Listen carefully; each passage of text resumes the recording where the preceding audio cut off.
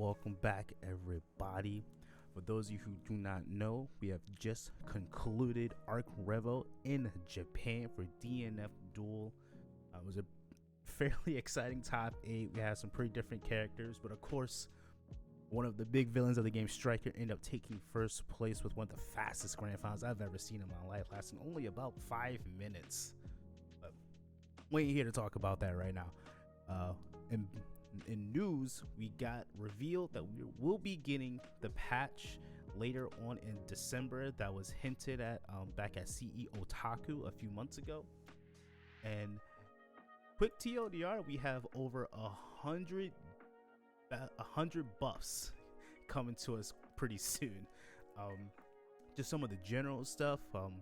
There is a overall buff to health and guard cancel, and guard gauge. Based on the numbers from the tweet, that everyone's health and guard gauge is being increased by 50%. So it looks like the game is turning from a solid 3-touch game to potentially 5 to 6 touch game.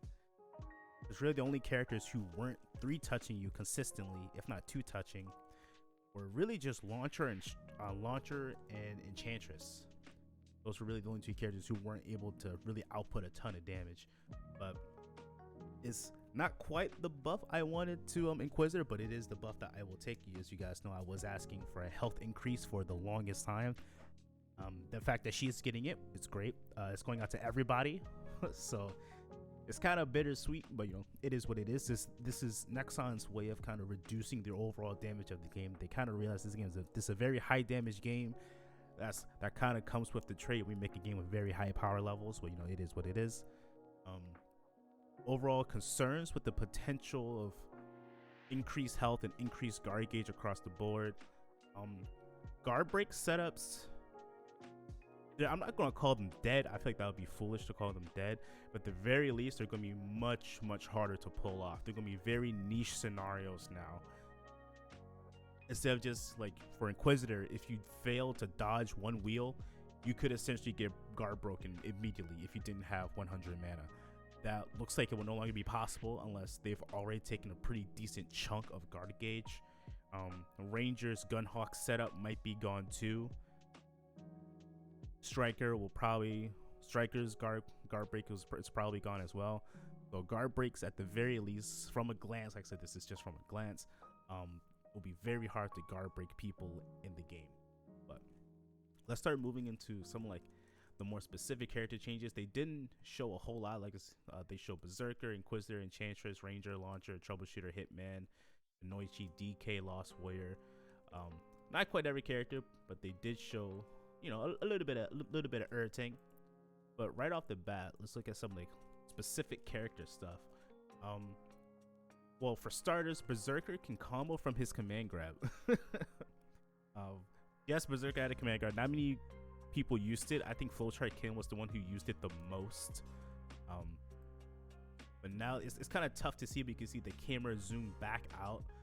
But you see Berserker does the command grab. He's now able to OTG with his die kick, the Ash Fork, which is another buff because his Ash Fork can now OTG. Before, his die kick was not able to OTG, but now it can. So now he can combo from his command grab. It doesn't look like it did a whole lot of damage, but it's Berserker. He's going to find a way to do damage anyway. It's what he does best. Then onto my character, what I was looking forward to the most. This is a buff that I was asking for a very long time. Inquisitor can now cancel her 4S into her 6SS. That is huge. That's actually huge. It won't be a true string because you can see it does say counter. Whoops. Ooh, unless that could only be on counter hit. We're gonna have to like try to wait and see. But regardless, that's a very big change. Not only will that make some of her B&Bs much more stable, I guess even more of a B&B, but it will stabilize a lot of her combos, and potentially this could give her an insanely strong Oki, or should it just make it extremely plus, due to the fact that most Inquisitors already will do 4S for Oki, either have it hit meaty or have it OTG and have them air tech and be like somewhat plus. I made a couple of streamable videos. I put them in my Discord if you guys want to take a peek in the Discord. But on some setups, she would be ranging from -5 all the way to +7. And that's without the dash cancel. Saying that now she can dance cancel it on hit, that could potentially go from +7 to +14 or even higher. That's already good on its own. That could be better depending what other changes they gave her. Like if they made her JB faster, that could be potential for, you know, instant overheading a bunch of characters. And you don't want to get instant overhead by this character. Like, she will do more damage than Hitman does from an instant overhead. Like, people want to talk about Hitman in his instant overheads. Yes, he keeps doing it, but he doesn't get a lot of reward from it, but she will. So, but that's just the few changes that we saw for being able to cancel 4S and the 6SS, or just 6S in general, is already huge. I don't know if it's counter hit only, because obviously it says counter hit here because he tried to hit I think it was 2B, but we'll just have to wait and see. Ranger can now cancel, I believe, what is his 6M, I believe, into his Scud Genocide, his JM. Probably open up some new combo routes that he didn't really need, to be honest. But, you know, so shout out to all the Ranger players. Dragon Knight can now cancel. People, I think someone said this was already a thing, but I've never personally seen it before. But she can cancel her Punto, her 5S. It looks like a fully charged on 5S, though. She looks like she can cancel it into 2S into an immediate fireball. So, not really too much to talk about there. Like, Punto was already really good. Dika already did a shit ton of damage. Now she's just having access to even more. But, you know, shout out to her. Hitman can now jump cancel his 2S. I wonder if this is a universal change, as this is not the first time we will see this. Hitman 2S was not the best anti-air, but, you know, was there. It was a anti-air, quote unquote. You can see now he's able to jump cancel it. So I don't know what that would mean for everybody else, because Launcher is able to do the same thing. But if that's a universal change, I would actually kind of like that.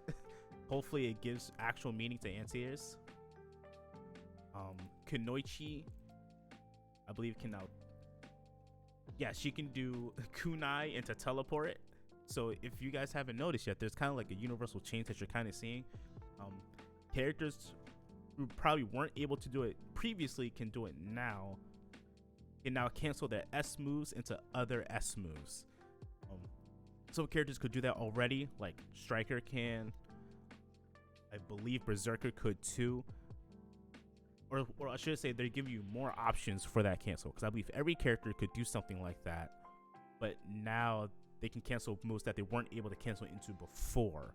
Like Inquisitor could do 5S and 2S into her 6S, but she wasn't able to cancel 4S into anything else, but now she can. Kunoichi was not able to cancel her kunai into anything, but now she can cancel it into her teleport. Enchantress, I don't really, oh yeah, okay, there we go. I don't know too much about Enchantress, but it did look like the Mad 2S, the little swipe down, is a more frame advantage on the hard knockdown, allowing for a higher OTG. It looks like she's able to get her charged fireball off a lot faster now. So Enchantress could potentially be doing actual damage now. Who knows? Vanguard just gets a shit ton of armor. Which is good. Vanguard needed something. I think he still needs a DP, but that armor should be kind of funny to interact with. Saying that his pressure was very, very gapped, and he was playing RPS with himself in order to try to open you up to try to catch you wiggling. But saying that he has armor now, he can just avoid all of that shit. And I believe this is one of the Brandish follow-ups. He can now just immediately cancel into his OTG, which is great. This is some tomfoolery. Ghostblade can cancel his 5S into, I believe, his 2M. Yes, he can cancel his 5S into his 2M. The big ass swipe. One of the reasons you could somewhat play neutral against him was that you could play around the 5S. You can make him whiff it and possibly whiff punish him. You could jab it on whiff recovery. But if you block it now, he's now directly in your face. And you gotta take a mix. So have fun with that. Crusader. Okay, this is actually a fairly big one for Crusader. His 5AA used to be like almost like launcher, kind of like his whole thing. You couldn't really cancel it into a whole lot of options stuff for mana moves, but now he can cancel it into the parry. I don't know what that's on whip. So far, it seems to be only on block, but that's definitely really strong though. I want to see what else he can cancel into. Launcher can now jump cancel her 2S. Also, this is another, I don't know if this is launcher specific. Like, I don't know if it changes her hurt box on her 2S. Hold on, let me slow it down. Oh wait, whether. Yeah, you know, we got that play-by-play. Hold on. All right, well, the play-by-play is kind of shitty, but you know, we move. So anyway, but if you look closely, let me see if I can find it. Right? Okay, I don't know why my shit did not clip, but right here, normally this would hit her. So I don't know if they changed her hurt box or it actually has anti-air properties, so it's actually head invulnerable now. But she can actually successfully anti-air with 2S. On top of that, she can jump cancel it into the air laser, and then even more so, she can cancel into the 6M because the 6M now hits OTG. That's godlike. The one thing I was asking for launcher is that she gets actual mid-screen combos, which she now has. So shout out to all the launcher players. It might be time to finally make her my secondary. I was playing her for fun, but I always wanted to make her like my legitimate secondary, and she's getting closer and closer now. Lost Warrior can now do, I believe that's his 5S in the air now for whatever reason. I don't think he needed more damage. Okay, this is another thing. They said they were reworking Awakenings. I don't know how many they're reworking. I don't know if they're going to rework all of them. But off rip, you can see one of them here. Swiftmaster gets his old Awakening, which is the movement speed boost here that you see here. He gets a new one that looks like Dragon Knights, where he gets increased mana regen. And then we have this one right here. I don't really know what this is. I'm not a Swiftmaster player. I didn't even play the character in the actual MMO, so I don't quite know what that symbol is. If I figure out what it is, I'll put it in the description down below.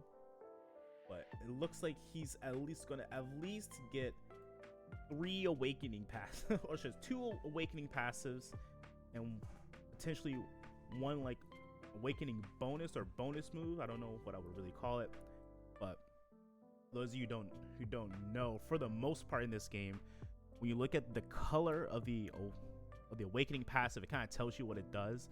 Like if it's blue, it's a legitimate passive. It doesn't do anything directly. Like his movement speed, the mana regen for Inquisitor and Dragon Knight, the buffs for Crusader, those were all blue. If it's yellow, it adds extra properties, or it's like a legitimate new move such as Hitman and Troubleshooter and Striker. And the only one that was red is actually Rangers. That's the debuff. So it looks like he's going to get 2 passives plus a potential change property or new move. But it looks like it's going to be a change property due to the fact that you see Swiftmaster DP. He canceled into the orb. So we got more DP canceling. Woohoo! How much of an issue that is, I feel gonna take a little bit of time to truly figure out, because I think the one thing that can like really make that broken is if he can do that on block. That's the issue. If he can do that only on hit, that would be fine. But if he can do it on block, I think that would be a huge problem, in my opinion. I don't like being able to cancel DPs on block to make them safe or even plus, like Striker. But I think that shit should be removed from all games. I think it's corny. It reduces risk reward. But hopefully this is on hit only, and we don't have to suffer any longer. Troubleshooter can now do his net and immediately cancel into his 5M. This looks like to be potentially awakening only as well, just even further making him scarier in awakening. That could actually raise his potential damage floor. So Troubleshooter's damage floor was about average, but his damage ceiling was among the highest in the game because of his damage boost from his 4S, his any shot, and just the sheer scaling of the fucking minefield. And in Awakening, it got even better because his moves had more property and did a bit more damage. Now the fact that he can now do the minefield into the gunshots, that could raise the floor even higher. Because it doesn't look like he may not need to do anything super special to make that happen. For Grappler, he also is going to get a secondary buff. This is his kind of like super armor thing, where he gets less white life when he takes chip damage, and he also gets what looks like muscle shift from the striker. Now, for those of you who play the MMO, the muscle shift is what makes the striker class the striker class. They're allowed to cancel their mana moves. Well, I can't say mana moves because in that game everything's a mana move. But they cancel their moves into other moves mid string, and it takes the damage and applies it to the second hit. Like if you canceled your first move that did 5 hits on the second hit, it'll take the damage from the last 3 hits and apply it to the first hit of the move that you canceled into, if that makes sense. But that's why Striker can do pretty much all of her combos and all of her endless block strings and guard break setups, because she can do her muscle shift. She can do the tornado kick into the shoulder tackle, tornado kick into the shoulder tackle. It looks like Grappler is going to be able to do the same thing, potentially in Awakening only. But you can see he just did his flip kick, and immediately he's canceling the flip kick into the shoulder charge, and then canceling into another flip kick. So that could be big for him. It does look like it's Awakening only, the fact that they're only showing it in Awakening, but that could still be pretty huge for him with the health increase across the board. Characters could be in Awakening for a lot longer now, because before, back then, we were sitting in Awakening. It wasn't that much of a game changer unless you play Hitman or Striker, because you were still essentially one touch away from dying. But saying that everyone got more health, they could be in Awakening for a lot longer. And then I believe last but not least is Striker. Yep, the last one is Striker. You kind of see it already. She's not in Awakening for this by the way, which means she can just do this. For those who don't know, her 6M is already projectile invul. She can now whoa. Okay, this is actually my first time seeing this. I didn't quite notice this. She canceled her 6S. That was definitely the animation for her 6S, her dash punch. She did that, and then she canceled it into the 6M.